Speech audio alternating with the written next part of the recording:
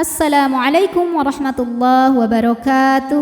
Alhamdulillahirabbil alamin. Bertemu kembali dengan saya Ratna Haryaningsih di channel Ngaji Bareng 04. Pada pertemuan kita kali ini kita akan mengurai tajwid surah Al-Maidah ayat 34. Disimak sampai akhir karena nanti di ujung akan ada pertanyaan seputar tajwid dan jawaban pertanyaan hari kemarin akan ditemukan pada menit ke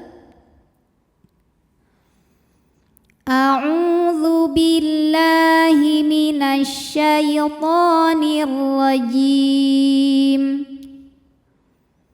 Bismillahirrahmanirrahim. Illa jika kita berhenti di la, hukumnya adalah mad tabi'i dhahiri. Karena ada alif didahului harokat fathah, maka panjang 2 harokat.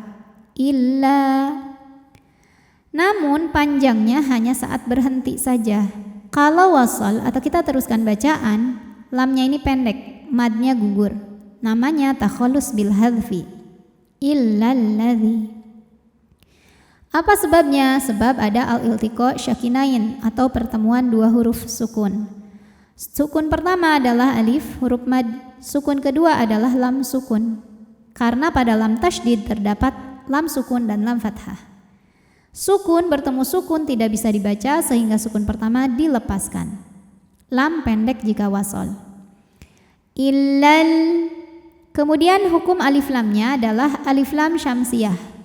Karena alif lam menghadapi huruf syamsiyah yaitu lam. Kenapa huruf syamsiyahnya lam? Karena jika ada lam tasydid, lam ini terdiri dari 2 lam, lam sukun dan lam fathah. Lam yang sukun tidak dibaca sehingga kita masukkan langsung ke lam kedua. Illalladzi. Dzi hukumnya mad tabi'i dhahiri. Sebab ada ya sukun sebelumnya berharokat kasrah, maka huruf dzal panjang 2 harokat. Illalladzina ta ada hukum mad tabi'i dhahiri. Sebab ada alif yang didahului harokat fathah, maka huruf ta kita panjangkan 2 harokat. Bu hukumnya mad tabi'i dhahiri. Karena ada waw sukun didahului harokat dhammah, maka huruf ba panjang 2 harokat. Illalladzina tabu min ada hukum ikhfa ab'ad ya, karena ada nun sukun menghadapi huruf qaf ya. Maka bunyi nun sukunnya ini samar-samar siap-siap menuju makhraj huruf qaf yaitu pangkal lidah naik ya, disertai bunyi dengung. Karena qaf ini makhrajnya jauh dari nun, maka bunyi dengung yang besar. Jadi bunyi yang masuk hidung banyak, aliran suara dari mulut sedikit. Jadi kita sudah menyentuh makhraj huruf qaf. Min qad. Huruf ba sukun dihukumi dengan qalqalah sughra karena ba sukunnya ini asli. Sukunnya asli ya, dan ada di tengah bacaan. Maka dibaca dipantulkan dengan pantulan yang kecil. Min qabli ada hukum ikhfa aqrab karena nun sukun menghadapi huruf ta, maka bunyi nun sukun samar-samar siap-siap menuju ta disertai bunyi dengung. Nah ini kebalikan dari yang tadi, bunyi dengungnya sedikit ya. Kenapa? Karena ta makhrajnya masih dekat dengan nun.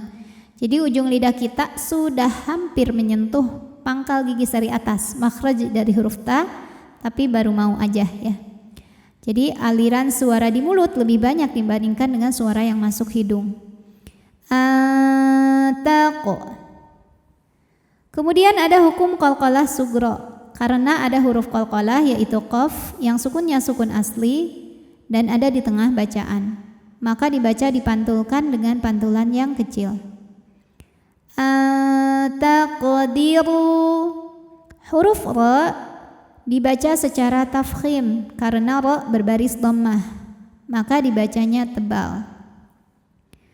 Ru mad tabi'i dhahiri karena ada waw sukun didahului baris dhammah, maka huruf ra panjang 2 harokat.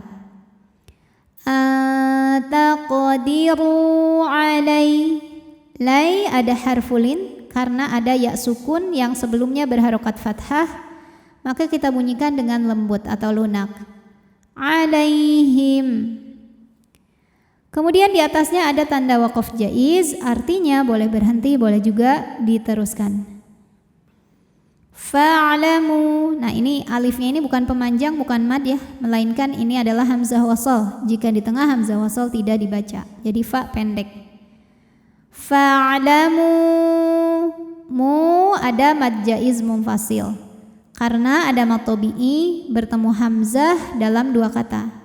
Di mana mad tabi'inya adalah waw sukun didahului dhammah pada kata fa'lamu, sedangkan hamzahnya a pada kata annallaha. Maka mim dipanjangkan, boleh 4, boleh 5 harokat. Fa'lamu anna.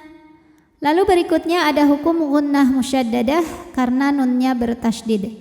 Cara bacanya didengungkan ya, jadi bunyi n-nya tahan sampai ada suara masuk hidung. Annallaha. Lam pada lafaz Allah atau lam jalalah dibunyikan secara tafkhim, sebab huruf sebelumnya berbaris fathah, maka dibacanya mo tebal. Annallah. Kemudian alif lamnya disebut dengan alif lam syamsiyah, sebab alif lam menghadapi huruf syamsiyah yaitu huruf lam. Maka alif lam tidak dibaca atau disebut dengan idgham syamsi. Annallah. Ma mad tabi'i muqaddar karena lam barisnya fathah panjang, maka huruf lam dipanjangkan 2 harokat. Annallaha ghafur. Fu mad tabi'i dhahiri karena ada waw sukun didahului baris dhammah, maka huruf fa panjang 2 harokat. Ghafurur. Huruf ra dibaca secara tafkhim sebab berharokat dhammah tanwin, maka bacanya tebal. Ghafurur. Rur ada hukum idgham bila gunnah karena ada tanwin dhammah menghadapi huruf ra, maka tanwin masuk ke ra, ghafurur, tidak disertai dengungan, jadi cukup ditekan. Ghafurullah. Kemudian ro yang kedua dibaca secara tafkhim karena berharokat fathah, maka dibaca tebal.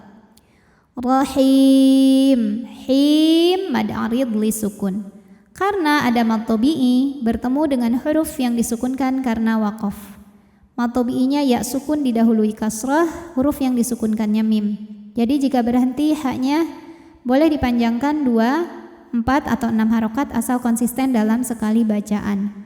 Rahim. A'udzu billahi minasy syaithanir rajim. Bismillahirrahmanirrahim. Illal ladzina tabu min qabli an taqdiru alaihim fa'lamu annallaha ghafurur rahim. Pertanyaan hari ini, sebutkan bagaimana cara membaca lam jalalah ini, tafkhim atau tarqiq. Apa sebabnya? Kemudian bagaimana cara bacanya? Shadaqallahul azim. Wassalamualaikum warahmatullahi wabarakatuh.